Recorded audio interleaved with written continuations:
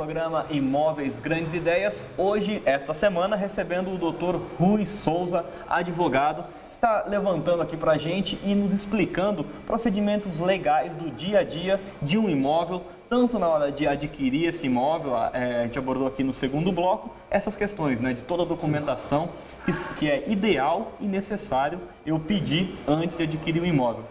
Rui, prometemos para o pessoal lá de casa, nesse terceiro bloco, então, falar um pouco sobre as questões trabalhistas, que lá no primeiro bloco você falou que dá muito trabalho e é um caso que ocorre muito, né, Rui?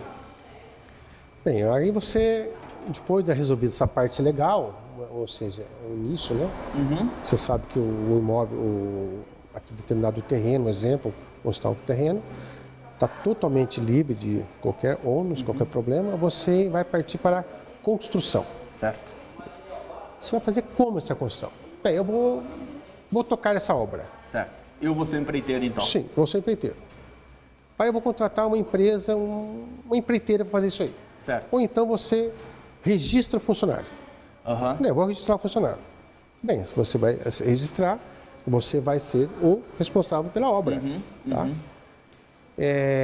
Nessa hora que entra uma figura também do contador. Importante para pagar os tributos, impostos, tudo direitinho para não dar problema. Isso também, tá? né? Até aí eu acho que não tem um problema grande sobre isso aí. Mas o maior problema que eu tenho encontrado lá entendo as pessoas, não estou dizendo que há um problema generalizado, problema, tá? Muitas vezes a pessoa que ele se arvora que vai ser um empreiteiro, ele vai e promete, olha, vou fazer essa obra para você. Primeiro passo, você tem que fazer um contrato muito bem feito. Certo. Não precisa, como eu disse, ser um contrato complexo. Tem que ser um contrato detalhado. É diferente, né? Um complexo e detalhado, né? Não adianta você colocar N termos jurídicos lá, que isso não resolve. Tem que ser detalhado. Vou fazer o quê? Quero fazer o alicerce da casa. Ou vou fazer edícula. Certo. Ou vou colocar o piso. Então, faça um contrato exatamente do que é necessidade. Contratação daquela mão de obra para a prestação do serviço X, né? Alicerce. Exatamente. Certo. Contrata. Determinado, qual que é o prazo para fazer isso aí? X, de tanto a tanto. Ótimo, beleza. Eu tenho um caso lá que acabou resolvendo o problema. Mas o cara contratou o empreiteiro, o que aconteceu? Tinha que aterrar o terreno. Fazer o aterro. E o cara veio e disse, não, peraí, eu contratei você, ele falou, não, peraí, eu não tenho culpa com aterro, não tem nada que ver com isso aí. Não, mas eu contratei isso aí, você tem que fazer isso aí. Tem que contratar o caminhão, tem que trazer a terra. Então foi uma coisa, no fim acabou resolvendo o problema. Mas esse contrato tem que deixar bem claro que ele será o responsável pela contratação de outros funcionários, essa empreiteira. Certo. Ele é o responsável. Entendi.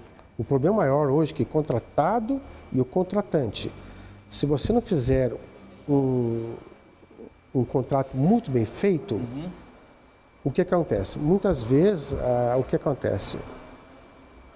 Há uma ação trabalhista, reclamação trabalhista, alegando que o contrato que havia, ele era responsável também, o contratante era responsável e acabou sendo responsável, mesmo no caso lá. Entendi. Por quê?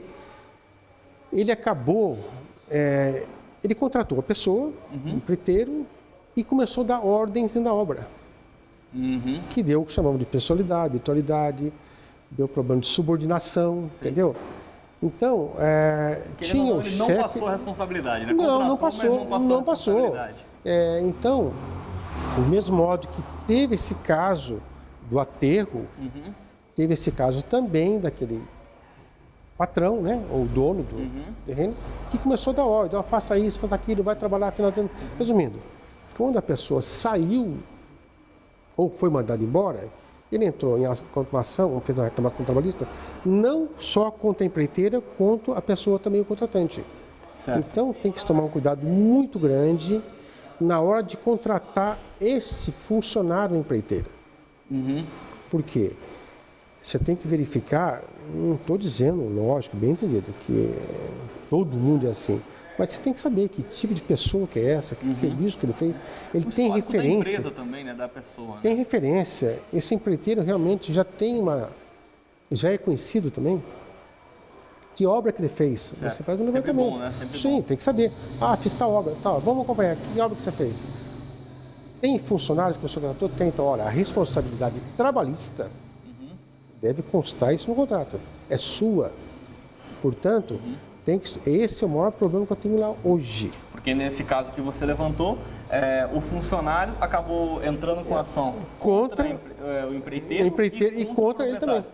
Olha só, porque E faltou geralmente, esse detalhe exatamente. no contrato. Então, esses contratos têm que ser muito bem feitos, detalhados, e tem cláusula lá que deve explicar direitinho. Olha, essa parte de responsabilidade, parte trabalhista é exclusiva por conta do contratado. Da empresa tal. Entendi. Não, ou seja, o contratante não tem absolutamente nada com isso. Então, muito bem feitinho. Do mesmo modo, eu acho que hoje em dia, que tem isso aqui, eu particularmente, eu sempre fui a favor de contratar uma consultora. Você paga mais caro? Paga. 10, 15, 20% mais. Certo. Mas qual que é a vantagem? Você sabe que aquela construtora vai cuidar de toda essa documentação, vai fazer todos os recolhimentos e tudo. Então é preferível, muitas vezes, você pagar um pouco, contratar uma empresa realmente, do que você se aventurar em ser, vou contratar um empreiteiro que é mais barato, é uma coisa que não dá muito trabalho e dá. Certo. Muitas vezes você faz uma contratação dessa e você vai lá na frente ter uma série de problemas trabalhistas. E Além hoje dos problemas no dia a dia que você vai ter que resolver, né? Sim. Pode virar uma ação judicial. E isso geralmente é a brincadeira que você gastaria hoje com 6, 7 mil reais com funcionário, você gasta 15, 20 com ação trabalhista. Essa que é a diferença. Entendi. Então, Rui, você disse aqui que é importante eu ter uma construtora por Sim, trás, né? Vale a pena, né? Na sua opinião, então, vale a pena, com toda a tua experiência, vale a pena, justamente por causa dessas questões legais, até a questão do contador mesmo, que você levantou no bloco anterior, a questão de estar sempre atento a todas as questões. Tanto a parte da legislação, como a prestação, a pagamento de contas, de todas as etapas da obra mesmo, com a construtora vai acabar estando resolvida. Porém, se eu optar em ser o empreiteiro, contratar uma empreiteira, é bom eu estar muito atento a cada detalhe do advogado, né? Da prestação de serviço desse advogado. Exatamente. Pegar um advogado de confiança, né? Alguém com procedência, para me ajudar, alguém com experiência que possa me ajudar nessas questões. E como você disse, não precisa ser um contrato complicado, cheio de termos técnicos, mas detalhado com as cláusulas corretas.